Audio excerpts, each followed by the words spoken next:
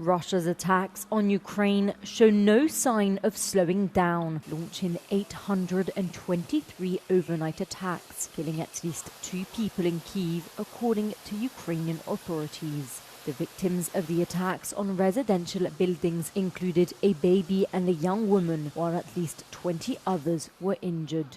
The city's mayor, Vitaly Klitschko, also reported Ukraine's main government building in flames, probably ignited by falling drone debris. Ukraine's armed forces said 751 of the attacks were repelled, while 9 missiles and 54 drones struck Ukraine, including the cities of Kremenchuk, Krivny and Dnipro.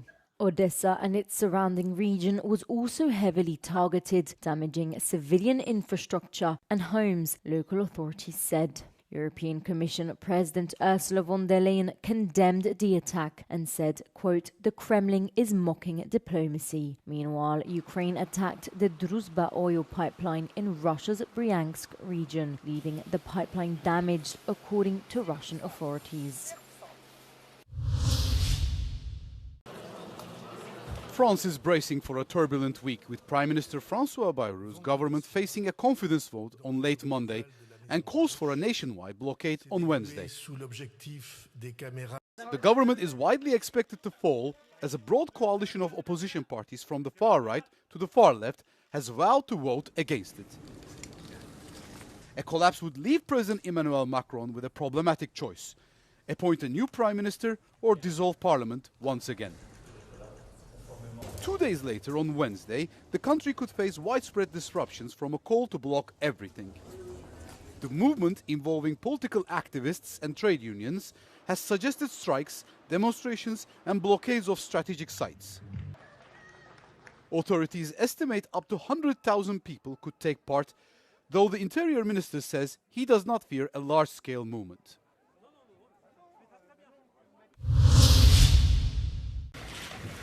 Japan's Prime Minister Shigeru Ishiba announced his resignation on Sunday after less than a year in office. He's taking responsibility for his ruling party's historic defeat in July's parliamentary election, where the coalition lost its majority. Ishiba had resisted calls to quit for over a month, but faced a virtual no-confidence vote from his party scheduled for Monday. His resignation now preempts that decision. In a press conference, Ishiba said the process to choose his replacement will now begin. More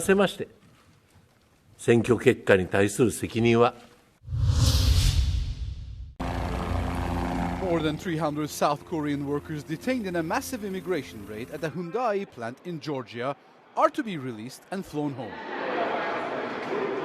South Korea's government announced the deal on Sunday following negotiations with the US. They were among 475 people detained on Thursday when federal agents conducted what they called the largest single-site raid in their history.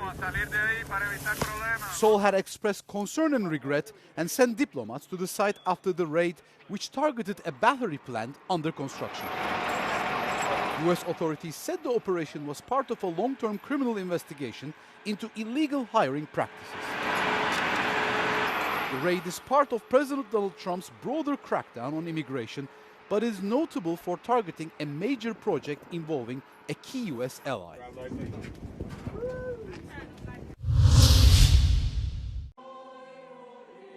In the presence of about 70,000 people in St. Peter's Square in the Vatican, Pope Leo XIV declared 15-year-old computer whiz Carlo Acutis the Catholic Church's first millennial saint on Sunday.